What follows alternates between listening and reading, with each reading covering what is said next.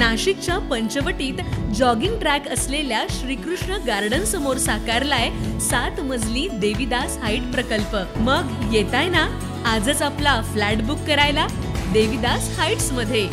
आमचा मोबाईल क्रमांक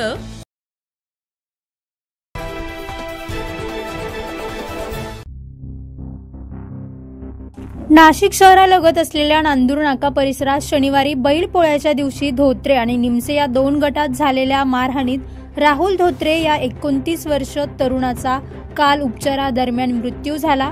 या प्रकरणातील संशयित तथा नाशिक महानगरपालिकेचे माजी महापौर उद्धव निमसे यांना तात्काळ अटक करण्यात यावी यासाठी राहुल धोत्रे यांच्या कुटुंबियांसह समर्थकांनी नाशिक पोलीस आयुक्त कार्यालयासमोर आंदोलन केलं होतं। यावेळी निमसे यांना तात्काळ अटक करावी, त्याशिवाय आम्ही राहुलचा मृतदेह ताब्यात घेणार नाही असा इशारा देखील राहुल याच्या कुटुंबियांसह समर्थकांनी दिला होता।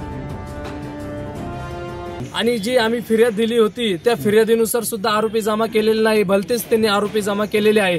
आमची एवढीच मागणी आहे का उद्धव बाबूराव निमसे याला सगळ्यांनी अटक करावे व आम्हाला न्याय मिळवून द्यावा।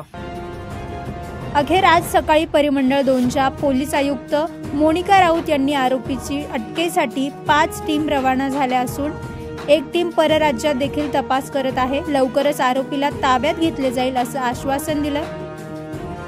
आडगाव पोलीस स्टेशन या ठिकाणी जो 307चा म्हणजेच 109चा जो गुन्हा दाखल झाला होता तर त्याच्यामध्ये आता सेक्शन वाढ करण्यात आलेली आहे।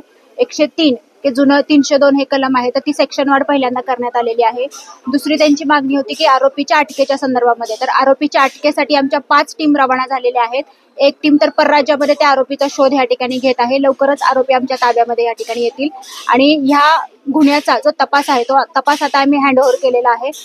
तसेच माझ्या मुलाला कट रचून मारण्यात आलं, यामुळे दोषींना तात्काळ अटक करावी अशी मागणी राहुल धोत्रे यांच्या वडिलांनी केली आहे। माझ्या मुलाला ज्यांनी रच कटून जे पोरं लावले होते मारायला तो स्वतः उभा होता, याला अटक करावी ही आमची वडार समाजाकडून ही मागणी आहे आणि धोत्रे परिवाराकडून मागणी, त्याला सोडू नका परिषद।